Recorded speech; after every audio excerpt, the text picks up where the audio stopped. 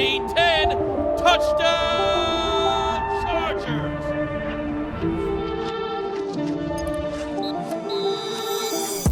What's up, guys? Welcome into a Week 7 edition of Chargers Weekly. We are presented by Splitero. Back in the content studio, as always, joined by the voice of the Chargers, Matt Money Smith. And Money, I don't know if it was excitement, maybe more relief that the Chargers got that win down in South Beach. Yeah, you know, if you watched the mini movie, and if you haven't, you should. I'm guessing you probably did. They're the freaking best. But it opens with DJ talking about how weird it is to say it's a must-win in Week 6 for a team that's currently leading the AFC West. But It felt that way just based on how the prior 2 weeks went. So there was some pressure there. There was some trepidation. And to see the way the guys played and what ultimately started out as a rock fight and then turned into a tight contest was impressive. You know, you've got to be able to overcome adversity in game and throughout the course of a season, and I thought they were able to do both of those things in Miami. Yeah, a lackluster first half where, you know, you're 0 for 3 in the red zone, you're kicking field goals, and thank goodness you have Cameron Dicker who can hit it from 58, even if it doesn't count. But the fact that they stood in it in the beginning of the second half is really where the game kind of shifted. You score on your first possession. Ben St. Juste picks off Tua, then you score again. Yeah, and I'll tell you, like, just early on, you know, I like to do the Instagrams when we get home, usually after games, and just kind of whatever, it's stream of consciousness sort of stuff for about an hour.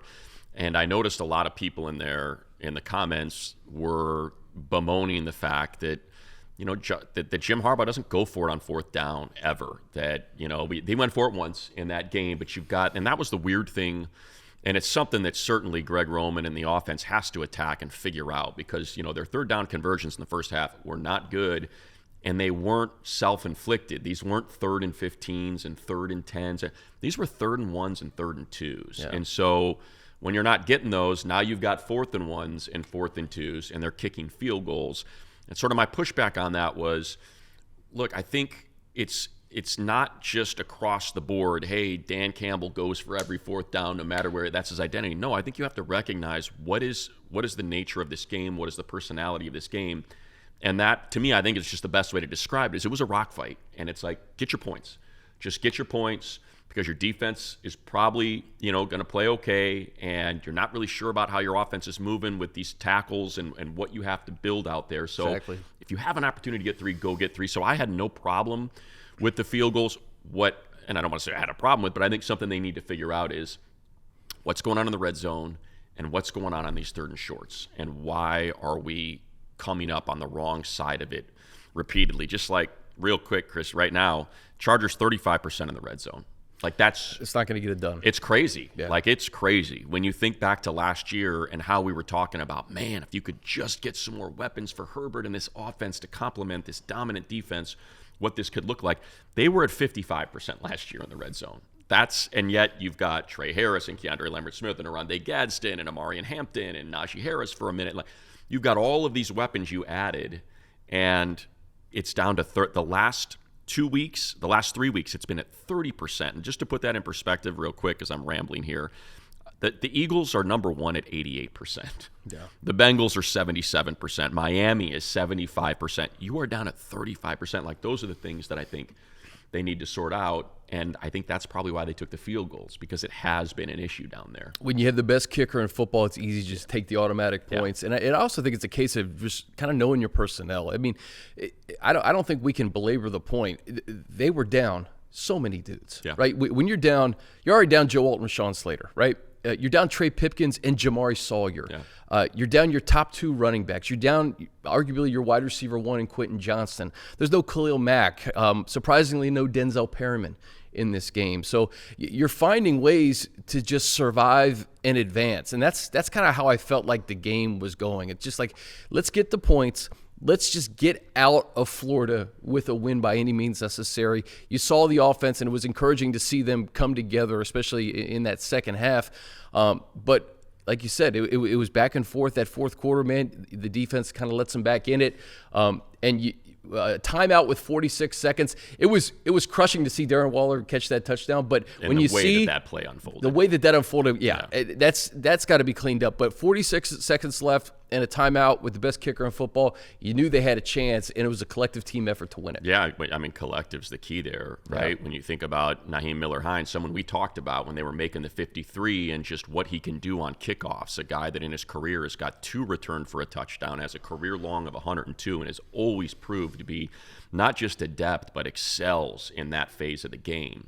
And for whatever reason, that kick found him. And, when you've got 2 choices and it's either KLS or Naheem Miller-Hines, I guess we should call him NMH, and he ends up getting, shot like a rocket up to the 41-yard line. I don't think you can minimize what that does for a team. Like, That's wow, huge. We're not back at the 22 and we got to go 40 yards. We're at the 41. You're almost in his range. For Cam Dick, I mean, he booted that 58-yarder that got taken off the board. You're like, we're 15 yards away. Like, we're 20 yards away from Cam being able to put this thing, from getting into his range. And that just changes the way you call plays, and then, collective effort, collectively, Justin Herbert individually extending the first 2 plays. It's not just the second one, but avoiding the sack on that first How one. many quarterbacks make that play?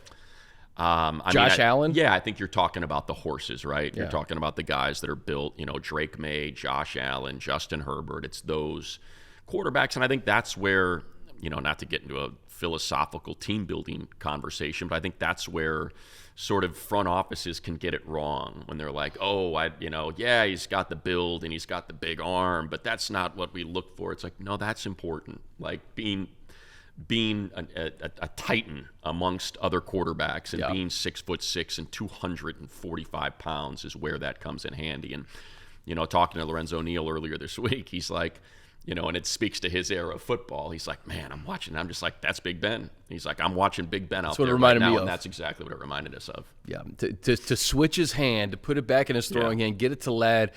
The move that Ladd made to make a man miss, the effort by Zion, even though he had really nothing to do with the play, I think the hustle inspires you as a team. Hassan Haskins, the way he was blocking to get 2 blocks in that play, and I think you mentioned this early in the week, man. You can't overstate J.K. Scott's ability to hold on to the snap, for Cam to do what he does, hit his 5th field goal. And, Naheem Miller-Hines, 1,008 days between his last regular season game and this one. Yeah. To have a play like that, to keep the Chargers afloat, still in first place in the AFC with the big matchup that we'll get into on Sunday. Yeah, you mentioned J.K. and, the field goal, I said this a couple times because I almost felt like I needed to apologize to the people listening. I was like, look, it's the worst booth in the NFL. It's hard to see probably. You guys are next to the press box, right? We're very low. Yeah. So we're the opposite corner of you in the press box. The suite is the broadcast booth is very low and it's deep. So you're about 40 yards off of the field. If you were to just take like a direct diagonal from the corner of the end zone and split it like you were, I don't know what you would call it, either a 45-degree angle, that's where you are. And so you can't see. So I'm using binoculars to be able to watch the operation. And when I say that it felt like a year, that 1/3 of 1 second, when I saw that ball snap through my binoculars and I watched JK have to completely contort his body, I just immediately was like, you got to be kidding me. Stops, like it just was like, this is not how it's going to end. You've got to be kidding me. So the fact that he dug it out and that Cam didn't even break stride, like I know where that ball's going to be. I don't care, what it looks like, because obviously you're the kicker. You're going to catch that in your periphery. It really was impressive, and just goes back to your point of it being, a collective effort. And I think that's where, people forget with Coach Ficken what he would repeatedly say last year when he would talk to the media about how it's not just Cam, and Cam will be the first to tell you that. It's the whole operation. It's, it's Josh Harris and it's, J.K. Scott and it's Cam Dicker together. And I think, without Josh Harris, the best long snapper in the league, you're seeing the value of J.K. not just as a punter, but as a holder, and really, being as responsible for that win in that particular moment as any player on the field. I think we both had a hunch that if the Chargers were going to win that game, you would be calling names that you typically don't call on Sundays for them to win it. And, Kimani Vidal, listen, I saw what Rico Dowdle did the week before, and you knew that maybe Kimani had a chance to break a few, but he was spectacular. 18 carries, 124 yards. He had that touchdown through the air. the ability to run the football, to have somebody to rely upon, someone who was cut from the 53, who stayed the course, and with Amarian and Najee, two guys that we've talked about all offseason that we didn't expect to not have both of them in this 2025 season. For Hassan to do what he typically does, but that for Kimani to really kind of have the juice to match Achane really with some of those splash plays, man, it was remarkable.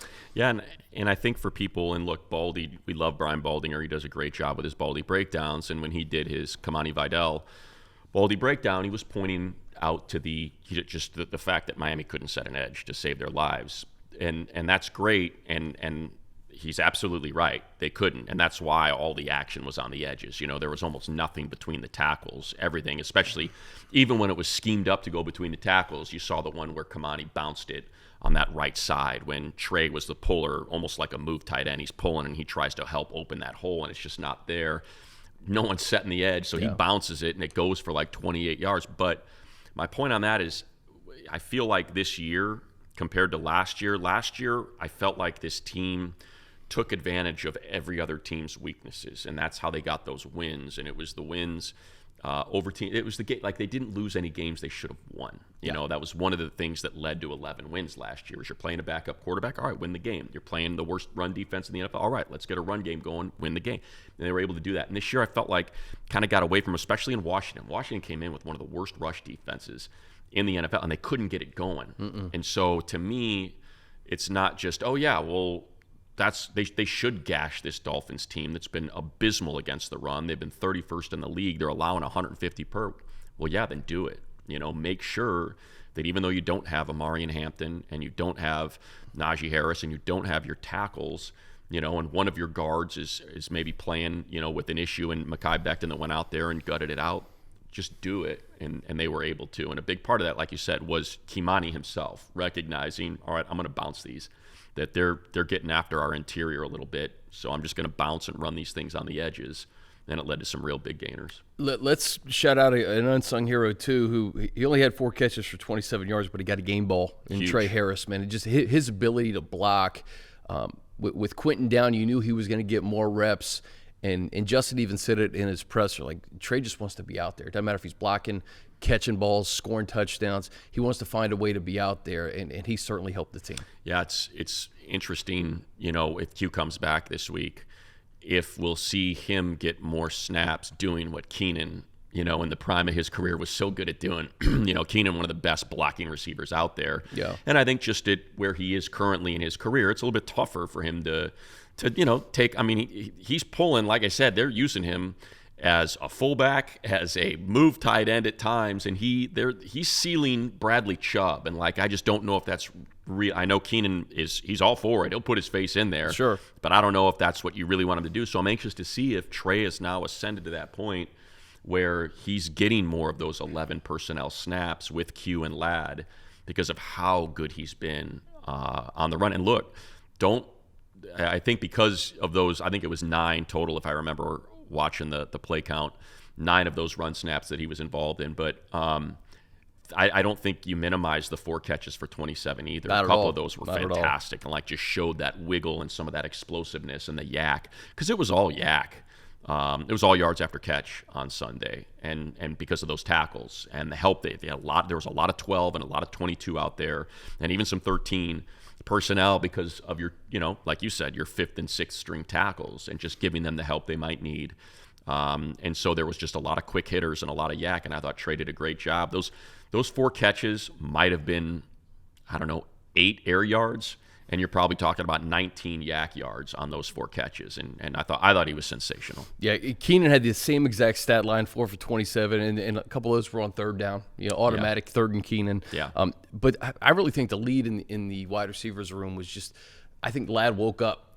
7 for 100, 42 came on that one, but he scored a touchdown at the beginning of the second half, and I look at the body of work that Ladd had his rookie year, and it was a tough game a couple of weeks ago against the Giants, but I feel like that this may be the leaping off point for Ladd McConkey to really get back to the form that he showed us through a 17-game season last year.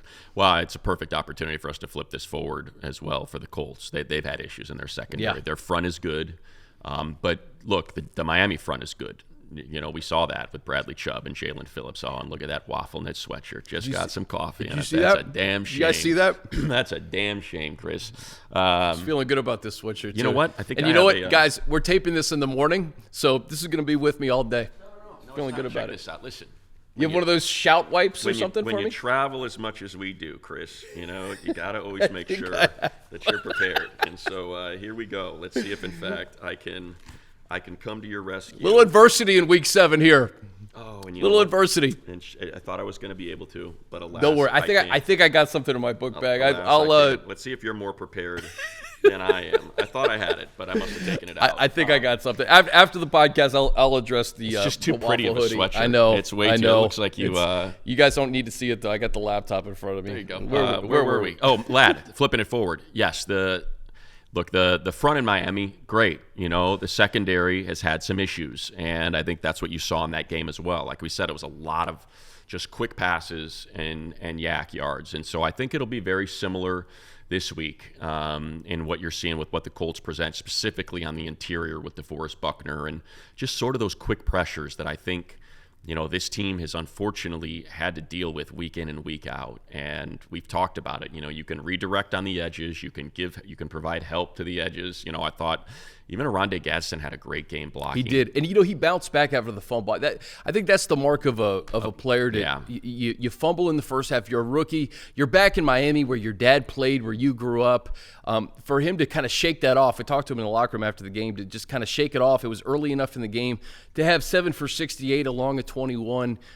He's shown us quite a bit the last few weeks that I think he's going to be a player for a while. The whole family was right in front of our booth. So wow, really? It was, there were probably 12 to 15 of them, all in T-shirts, and they had specially made T-shirts that had his number and his name, Gadsden the second, on the back. And so I bring it up to your point, like here's a guy that's first catch of the game, and it's a big gainer, and he's just trying to. And look, those you never want to see a player turn it over, but those sort of plays, it's like he saw the sticks. He's like, all right, if I get my hand down, I can get this first down. It's not going to be 2nd and 1. It's going to be 1st and 10, and so.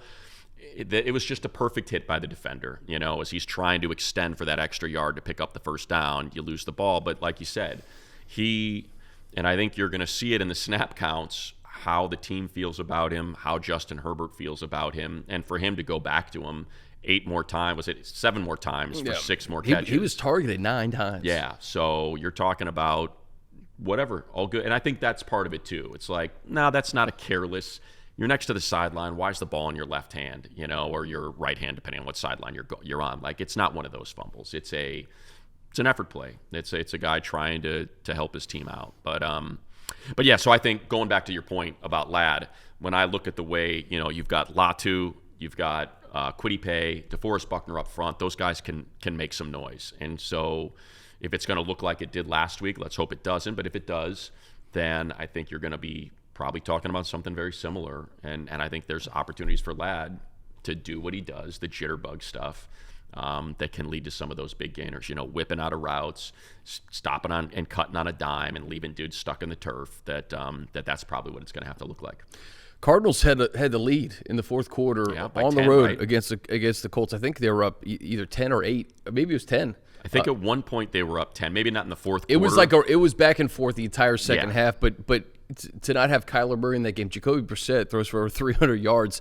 So again, that just kind of lines right into your point. They were down everybody. That's the thing about Arizona. Like they're on their practice squad running back. Yeah. I mean, tell me if it sounds familiar. They're on a backup quarterback. DeMarcado, I think, had one carry in the game because he left with an ankle. Exactly. So your fourth running back. Bam Knight and Michael Carter are out there carrying the ball. Jacoby Brissett is your quarterback. Marvin Harrison Jr. leaves in the first half with a concussion. So that's what you're talking about. And at one point, this team, like you said, is 24-17 at the start of the fourth quarter.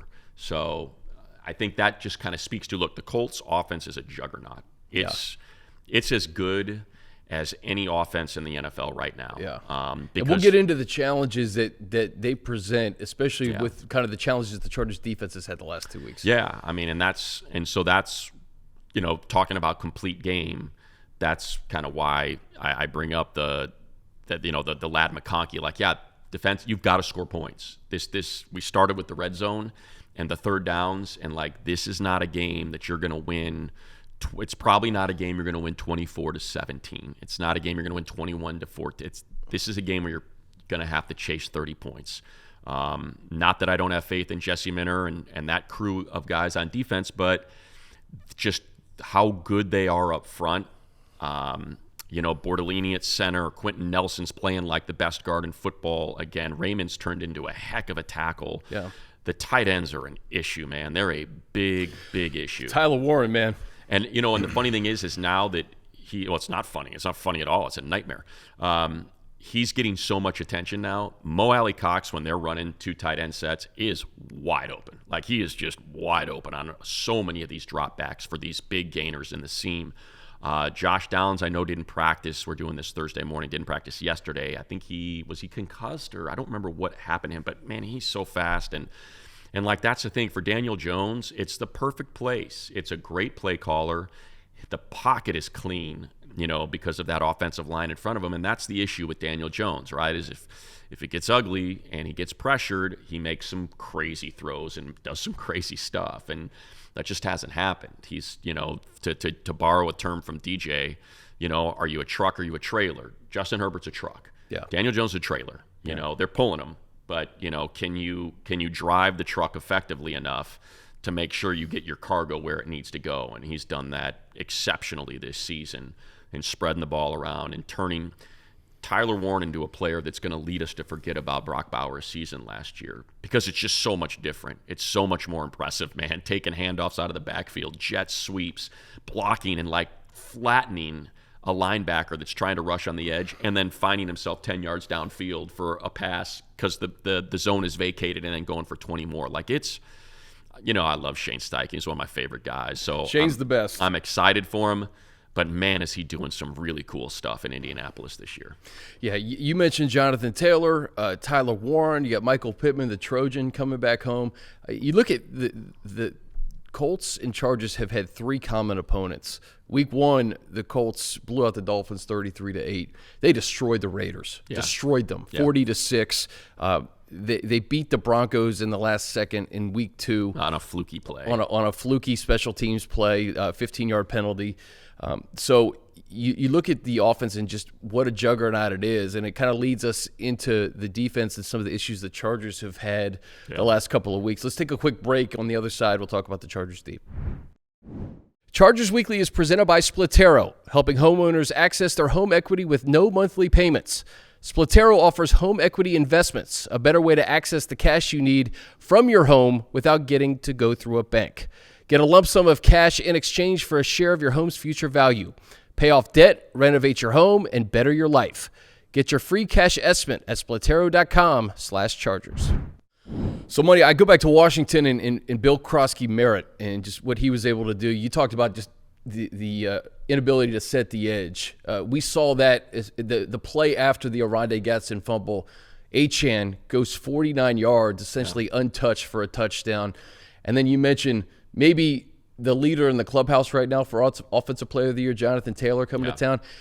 Adafe Owe coming in, I think, is a good thing, but maybe getting Denzel Perryman back is another good thing. But this Jonathan Taylor, man, you can't let him beat you on Sunday. No, and that's like the big issue and it's a strange issue. I'd never thought I'd see it based on what we saw last year, and that's just the missed tackle rate. The missed tackle rate right now for the Chargers is at a number that just it's odd, because last year they were one of the most sound tackling teams in football, and when you look at it, it's across the board. It's their best players. It's Thule, it's Derwin, it's Troy Dye that's out there. When you bring up Perriman, and I think to me one of the bigger issues, and I know, look, you know what I think about Jesse Minter, and guy should be a head coach. He's so darn good, but I think what we're going to see, because he's been so good at adjusting, it's not like, we've talked to him and he's like, it's not my scheme. It's what do I have the players, what do they do best? How can I put them in the best position? To me,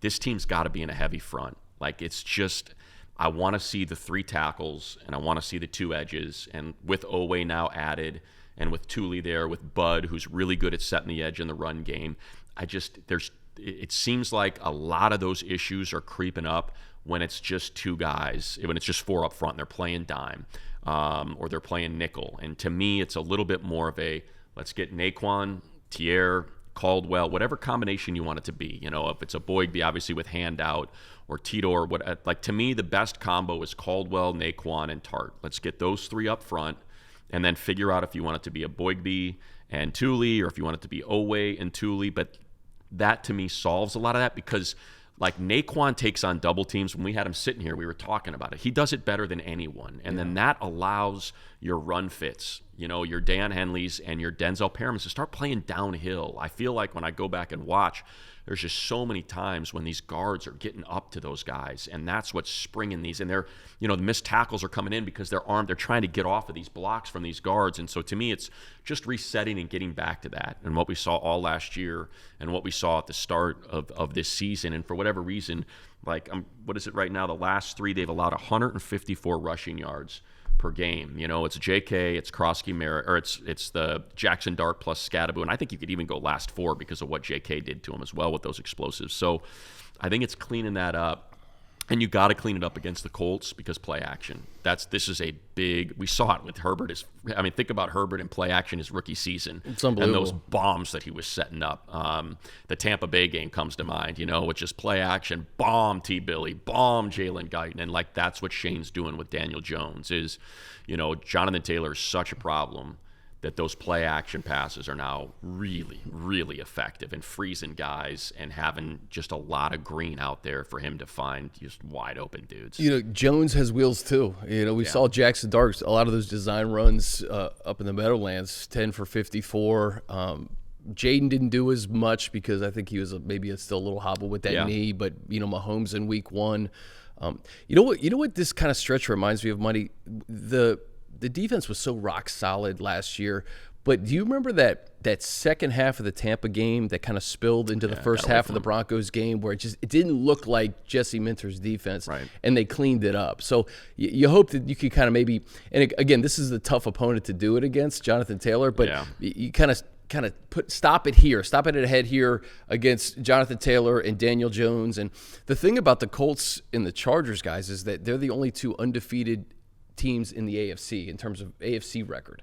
I think the Colts are either 5-0 or 4-0, and the Chargers are obviously 4-0 in the AFC. So the winner of this game is going to be the lone team with an undefeated record against AFC opponents. Right. Yeah, it's a big one. It's a playoff preview. It's playoff implications. Last week's win was big because it's a tiebreaker. What is your record against in-conference opponents outside of division?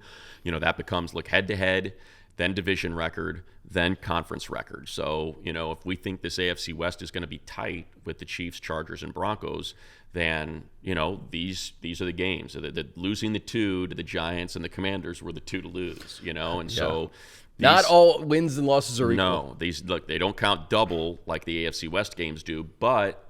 it's part of the tiebreaker. So it goes head-to-head, in division record, and then conference record. So, yes, that's the key. And I think, with the Colts, I don't know what to make of them, just because of the opponents, because, they blew out the Raiders, they blew out the Dolphins, they struggled against the Cardinals, which, was kind of weird, but at the same time... Probably should have beat the Rams here at SoFi. Probably, yeah. The 80 Mitchell dropped going into the end zone. So, they've shown you enough to suggest, this is one of the elite teams. It's an elite offense. This is one of the truly elite sides of the ball in the NFL that everybody has had an issue slowing down. I guess that's the best way I would describe them. Do they look like a juggernaut? No. They just look like an incredible offense that you better... it's not the pack your lunch pail and your hard hat. No, it's, I don't know what you would call it on offense. I'm sure the guys wouldn't appreciate it. Pack your dance pants or whatever you want to talk about. Whatever puts points on the boards, man. That's what this game is, because that's what they've scored 30, 40 points in these games. Yeah. So, it's not a punch you in the face rock fight kind of game. It's more of pack your dance pants. Yeah, dude. It's start dancing out there, lad, because that's what we're looking for. You're looking for touchdowns. You need sevens. And also, I think, I think that it's still there. Like because look, the Miami offense was explosive too. Like remember, the Miami offense still was putting up a ton of points, even though they had these losses. Yeah, But Waddle had 95 yards. He had a big explosive too. And I think that, and same with Achane, And so what did we say before that game? Just muddy up the picture for Tua because he'll give you some. And I think that's the same sort of idea. And yet they still scored, 27 points. So I think it's the same thing with the Colts. Just muddy that picture, make Daniel Jones really uncomfortable because he'll give you some. He threw a bad pick last week, and unfortunately for us, it would have been nice if the Cardinals beat the Colts. The Colts gave it right back, but then he had another one that went right through the hands. I don't remember who the corner was, but I mean it was thrown directly to him. Just didn't even see the corner creeping. And like we saw in the mini movie with Derwin, I told you, boy. I told you it was coming. You know that Derwin's going to put these guys in the right spot to make the right play. And Ben St. Juste has been playing great. He's been, we heard from Coach Minter when he joined us before the season about how he did want to play more man, and I'd even like to see him play more man with St. Juste. He's got the physicality, he's got the size, but he's been mirroring routes really well, and so that I'm glad to see him get that, to kind of get that reward, especially after the Washington game kind of got away from him a little bit. Head to San Francisco and experience the Super Bowl with On Location, the official hospitality provider of the NFL and proud partner of the Los Angeles Chargers. Secure packages that bundle verified tickets with exclusive access to pregame parties featuring renowned entertainment and top-of-the-line food and drinks, plus immersive postgame field celebrations. On Location delivers unforgettable experiences so you can create memories that will last a lifetime. Visit onlocationexp.com/SBLX or call 877-373-5062 to secure your ticket package today. Week 7, it's never too early to look at the playoff picture, and this is an odd year in the AFC South where like 3 of the teams are actually pretty good. Like the Texans started 0-3, they won their last 2, and I think that they're going to kind of creep their way back into that AFC South race. We saw what Jacksonville did against the Chiefs, kind of stubbed their toe against the Seahawks. So to have the head-to-head against the Colts this early, we see the Chiefs coming on. We knew they were going to start coming on. The Broncos haven't lost since coming to SoFi. They're 4-2. So I look at the AFC in general and like, okay, these are the games that you have to win in an effort to kind of put yourself in that playoff picture. And it kind of leads me to, we talked about Kimani, and this isn't really a topic for this Sunday, but maybe over the next couple of weeks, and once you get Omarion back, it's just like the running back market. Is there a running back out there that you think you can pair Omarion with and Kimani with down the stretch? Because I think at this point it's still a little thin right now. Yeah, I think it just depends on, I don't know the status of Omarion and what that ankle is. Is it 4 weeks? Is it 8 weeks? They said it's at least 4 weeks and maybe not season, I think was the last answer that we got. So to me, if that is more toward the 8-week sort of side of things, then yeah, I as great as Kimani looked, I think you're talking about trying to go find someone. And there's one name that makes more sense than all others, and it's Breece Hall. I was going to say the guy in New York. Yeah. They're 0-6. And that they didn't pick up his 5th-year, or I don't know if they did or they didn't pick up his 5th-year option. I can't remember. I think they did. So he's on a 5th-year option. He's not, the long-term contract extension, the extension talks went nowhere. So I think that's one where it lines up. It lines up where you can drop him in, and he's and if he's on a 5th-year option next year, then he's affordable, and you've got these 2 guys that you can roll next year as well, and that's worth giving up some capital. Now also I think for the Jets it's just a matter of, is he a long-term, because he's a heck of a back. I don't know why you would want to give up on him if you have him on an affordable 5th-year option next year, especially with Braylon Allen out for the year too. And it's just like, but are you going anywhere? Like we're seeing it in Vegas, right? In some of the commentary about Ashton Genty. Only Ryan Clark, that dope, is saying that he's not a great back, but outside of him, no one's like, hey, Ashton Genty's not great. What they're saying is it smart to draft a running back? I'm laughing because it was such a ridiculous. He didn't have the it factor in week 2 of his rookie year. How many times, he didn't have the it factor. It's just one of the dumbest things I've ever heard. I don't know how many times a guy can apologize on a show for saying something stupid. Like, at what point you're like, hey, let's not have this guy on the show anymore because he keeps apologizing for saying dumb things. Sorry. Where was I? Oh, That's the question. It's like, what's the value of dropping it back into a team that's not ready to chase a Super Bowl ring? And that's why Amari Hampton made so much sense for the Chargers. It's like, drop him in. We've got everything else. Sorry. It's just so true, though. Sorry. Yeah, but yeah, I mean, anyone could see that Ashton Jetty's incredible. Yeah. Breece Hall's great, and he's an explosive back. But what is his value on a Jets team that's 0-6, is going to be back in the quarterback market next year, and probably playing a rookie, someone that they drafted in the top 5. So that's where, to me, it lines up. And obviously with Chad Alexander's history there, it makes sense that you can make it, just like Joe made the deal for Oweh because of all of his time in Baltimore, and obviously Chad was in Baltimore with him as well. But Chad's part of the staff that drafted Breece Hall. He's got connections with that team to be able to line it up. I do think that makes sense. What other backs? Is Derrick Henry in a few weeks? I don't know. They're 1-5 at this point, and again, that division's so bad. If Pittsburgh stubs their toe the next couple of weeks, maybe Baltimore gets back into it. Yeah. But I think maybe that's a name to watch over the next couple of weeks. No doubt. I think, like, to me, Hall is the one that makes sense, just because I just like the way these backs look attacking the edges a little bit more. Whereas Henry, you need that ramp up. He's got it. The best way to slow down Derrick Henry is to get to him before he gets to the line of scrimmage, and it just feels like those A and B gap runs haven't been as productive for the Chargers as the edges have. We're seeing a lot more crack toss than we are just kind of straight between the tackles. Even less power, we're not seeing it. We're seeing some more outside zone, just things that we didn't think we would really see this year is kind of what we're seeing to play to their strengths. So much talk about the offensive line money, and I do think, all things considered, you got to give those guys some credit. I mean, I thought Zion's playing great. Zion's playing great. Coach Harbaugh, a lot of praise on him this week.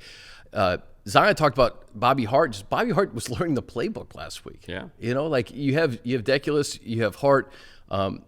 Pipkins did not practice on Wednesday. Sawyer was limited. Maybe you get Sawyer back this Sunday, but this is going to be another game where you're down a lot of guys across the offensive line. Yeah, and I think, just speaking of the trade stuff, as we kind of put a wrap on this thing, that's also something. It's for everybody that's hitting us up in the comments or on my whatever, when I'm doing the Instagram stuff on the comments there. Teams don't trade starting offensive linemen. They can't do it. It's too detrimental to the health of your quarterback, to the health of your team, to the health of your offense and what you're trying to run. You're not going to trade. It is very, very hard to trade a starting caliber tackle or guard in the middle of the season. Sure. So you're shopping, for backups and for guys that maybe you feel like are in the wrong scheme or haven't gotten enough of an opportunity. And so to me, that's where the whole Evan Neal conversation comes in from. Bobby Hart has not started a game since 2001. It's been 4 years. 2021. I'm sorry, 2021. Sorry, that'd be something. He's a 70-year-old guy out there. No, since 2020. I'm sorry, 21. Yes, Thank you for the correction. 4 years. So, like, that's a long time. Yeah. So to me, like, Evan Neal has been inactive every single week, and I know we're grading his ability based on his draft status, that he was a top 10 pick and just has not panned out and has not looked good. But that's one of those where that's worth it. Can you go out and make? That's the sort of deal I'm talking about that you're looking for. A couple more things as we get here. The all golds on Sunday. Yeah, excited. Uniform talk at the end of the show is what people like. So you excited for those? To me, it's not just the all golds. It's that they're fully committed. That it's going to be that the field is going to be Charger power. It's going to be awesome. It's going to be the 1960 style. Alums are going to be in the building. Exactly. I know Lorenzo said he's coming down, and that everybody's going to be here. So it's going to be a really incredible atmosphere, and it's not just wearing all golds, but it's the fact that the field's going to look different. So if you're on the border of like, should I go? Go. It's going to be cool. The fact that these next 2 games over the course of 5 days, we're going to have Superchargers and the Navy look on Thursday. Field's going to look. I'm right in that, right? They're redoing. Yeah. Okay. So the field is going to be totally it's going to be connected to the uniforms. These next 2, it's going to be a lot of fun. I actually even got an old school Charger Power. Hopefully they won't get upset. They got to win the game, so the mini movie gets posted.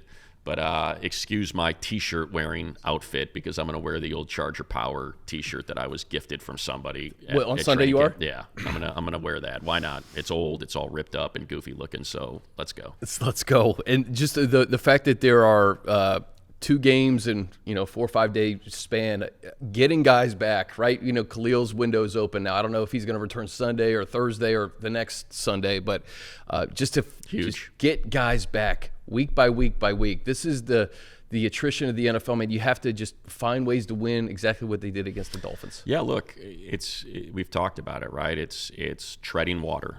It's just, can you get through this? We know these guys are coming back. We know it's not season ending for Amari and Hampton, for Khalil Mack, for Joe Alt. Like, we know that these guys are just, as Coach Harbaugh likes to say, working through something.